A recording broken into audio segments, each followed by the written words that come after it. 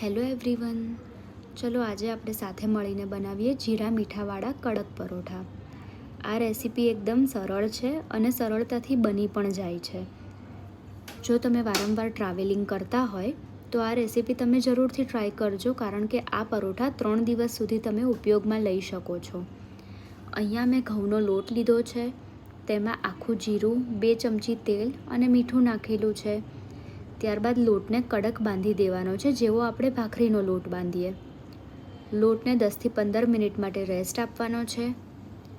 ત્યારબાદ આપણે પરોઠાને વણવાના છે. પરોઠા એકદમ નાના, પતલા અને ગોળ હોવા જોઈએ.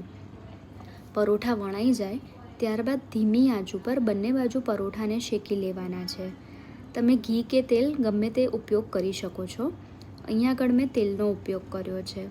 પરોઠા બંને બાજુ બ્રાઉન કલરના ના થાય ત્યાં સુધી ધીમી આંચ ઉપર તેલ લગાવીને શેકવાના છે. તો તૈયાર છે આપણા જીરા મીઠાવાળા કડક પરોઠા. જો તમને મારી આ રેસીપી ગમી હોય તો ચેનલને લાઈક કરો, શેર કરો અને સબસ્ક્રાઈબ કરો, જેથી તમને આવનારી નવી રેસીપી મળી રહે. Thank you.